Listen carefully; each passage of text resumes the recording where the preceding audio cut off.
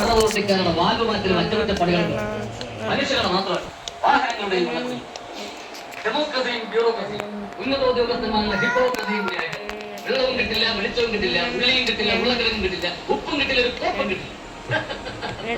പോലീസുകാരിങ്ങനെ അർദ്ധരാത്രി ഉറക്കമില്ല നടന്നാലേ കള്ളന്മാരുടെ വെള്ളപ്പൊടി കിട്ടുമല്ലേ സാർ? അതാണല്ലോ ഞങ്ങൾ ഇവിടെ എന്താ ഉള്ളേ? മിഠായിണ്ട്, ഫോൺ അല്ല മിഠായിണ്ട്, പിന്നെ കൊക്കക്കോള ഉണ്ട്, റൈറ്റിംഗ് പാഡ് ഉണ്ട്. അപ്പൊ ഒരു പ്രശ്നം, ഈ റെയിൽവേ സ്റ്റേഷൻ വരെ എങ്ങനെ ചില്ലുകൂടൊക്കെ ഉണ്ട്.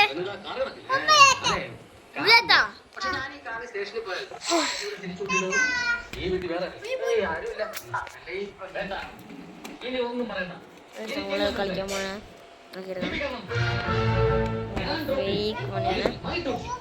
ചേട്ടാ ഒരു റാങ്ക് ബോക്ക്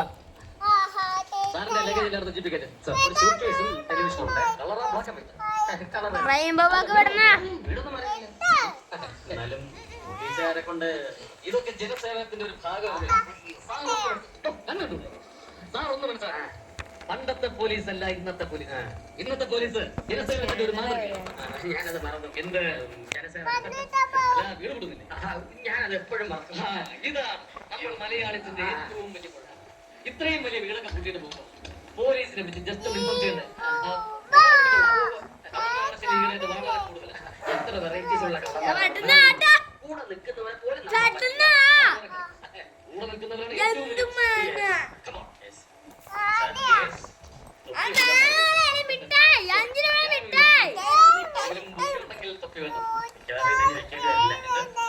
ഇങ്ങനെ മറന്നാലേ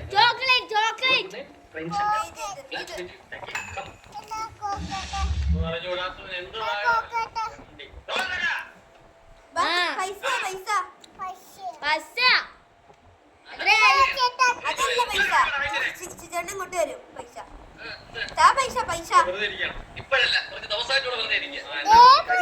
അതെ ബാലൻസ്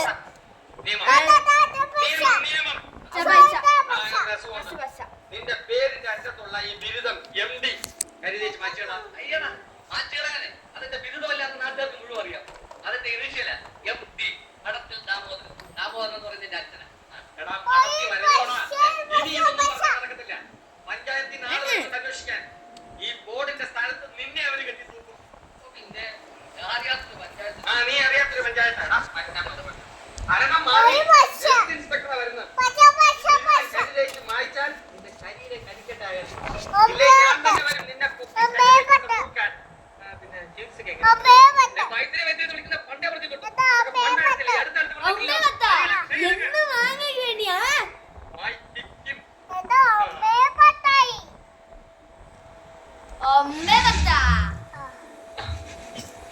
എന്നാ ഞാൻ ഓഫീസിൽ പോവാ. റെസ്റ്റ് എടുക്കാനല്ല ഞാൻ നിന്നോട് പറയാം. എന്തിന്? എനിക്ക് ഈ സിറ്റി ഒക്കെ ഒന്ന് കാണണം.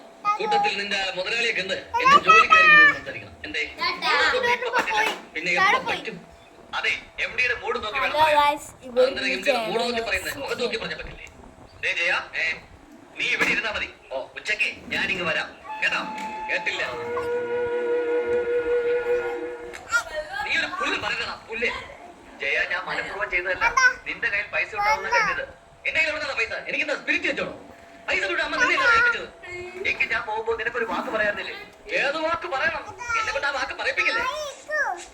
എന്താണ് ബിരിയാണി? ബിരിയാണി? എന്റെ കയ്യിൽ കാശ് ഉണ്ടെന്ന് കരുതുന്നല്ലേ നീ പറഞ്ഞത്? അതെ. പിന്നെന്തിനാണ് നീ 2 പാക്കറ്റ് വാങ്ങിച്ചത്? എനിക്ക് സൗകര്യം ഉണ്ടായിട്ട്. ഒരു നേരം പട്ടിണി കിടക്കുന്ന നല്ലതാ. നിൽക്കണ അവിടെ. എനിക്കറിയാം നിനക്ക് അസൂയാണ്. ഞാൻ നന്നാവുന്നത് കാണുന്നതിനുള്ള അസൂയ. എന്നെ ഇങ്ങനെ ഡെയിലി പട്ടിണിക്കിട്ട് ഫിസിക്കലായിട്ട് എന്നെ തോൽപ്പിക്കാന്നായിരിക്കും വിചാരമല്ലേ? അതൊക്കെയില്ലടാ. നീ കൈയെടുക്ക. നിന്നെ ഞാൻ ഇങ്ങോട്ട് ക്ഷണിച്ചോന്നല്ലോ. അതിപ്പോ മനസ്സിലടാ, ഞാൻ ഈ സിറ്റിയിൽ നിന്ന് അടിച്ചു പൊളിക്കാൻ പോവാടാ. കുരിശായല്ലോ. കുരിശ്